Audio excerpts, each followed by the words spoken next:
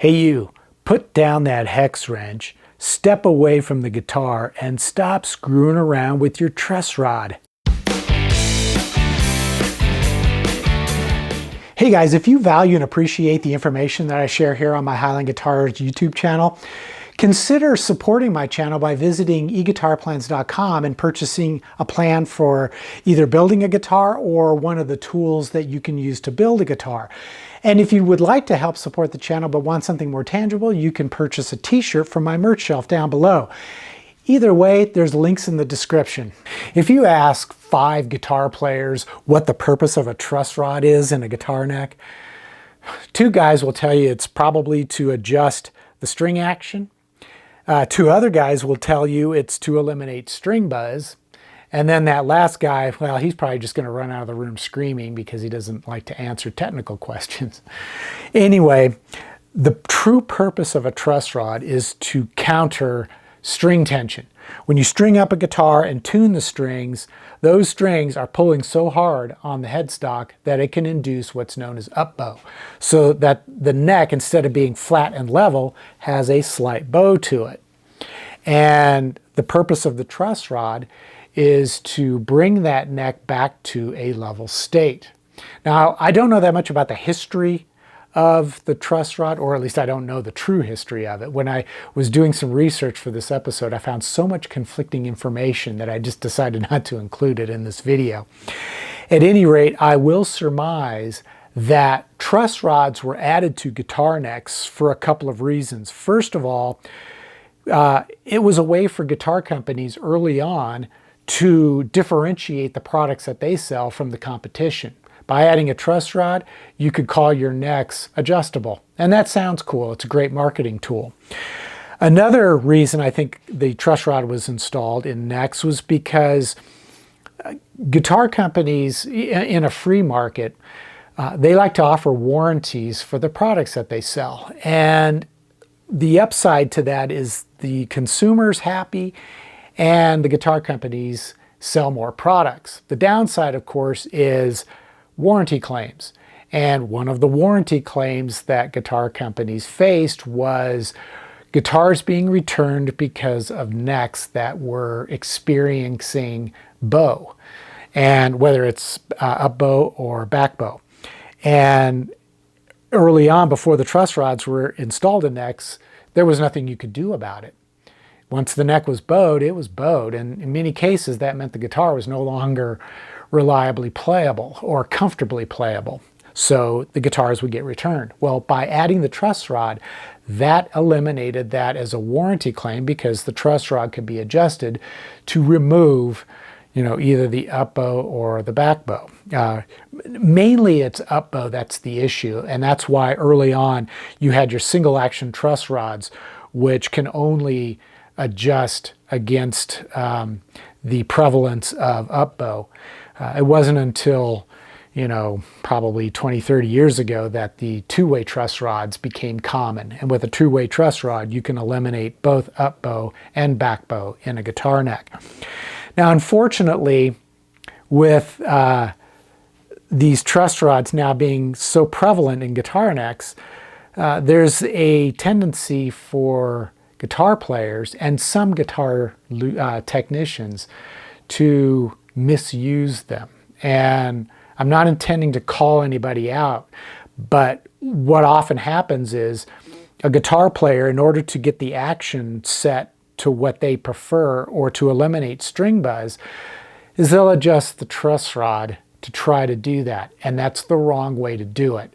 And there's a couple of reasons for that. First of all, when you use a truss rod to try to solve those two problems, it's only temporarily solved. And as a result, you can fix that issue temporarily, but in time, it's probably going to come back. And you're going to find yourself having to constantly adjust the truss rod to eliminate the string buzz or to set the string action. And oftentimes it masks problems with the guitar that need to be adjusted differently. For example, the height of your bridge or the bridge saddles, as well as the depth of the slots in your nut.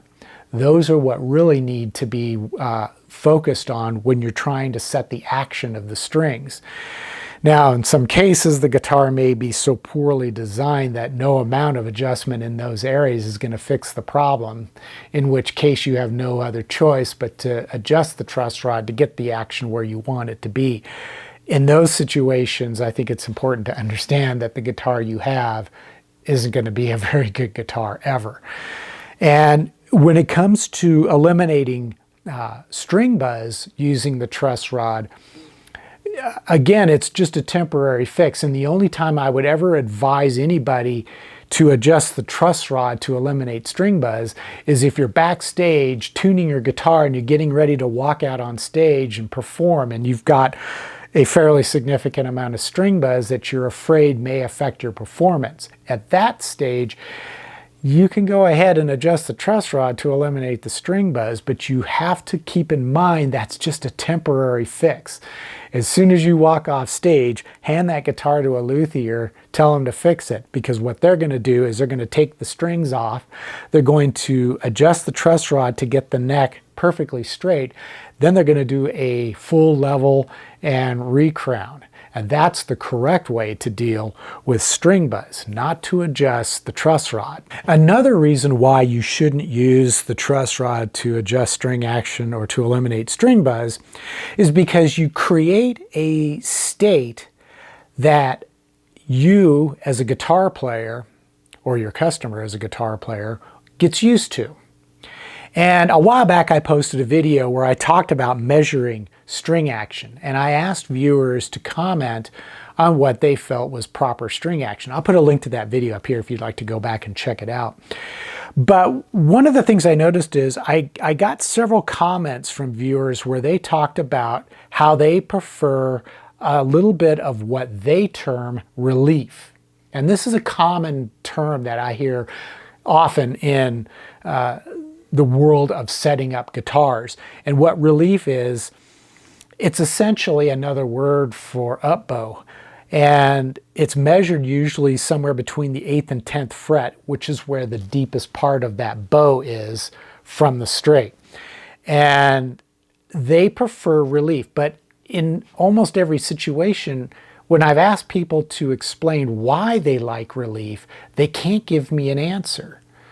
And I've kind of developed the theory that what happens is a guitar player, especially when they're first starting out, when they experience issues of maybe the action is too high or they're getting quite a bit of string buzz, and they'll ask for advice or they'll, watch some YouTube videos, and they'll decide to adjust the truss rod to try to fix those problems. So they'll adjust the truss rod, which induces that up bow or relief, and they get used to playing the guitar that way. The problem is then every single guitar they play has to have that slight amount of relief in order for the guitar to feel comfortable. Well, the problem is a lot of the guitars that they may be playing don't need any relief in the neck to solve problems with string action or fret buzz.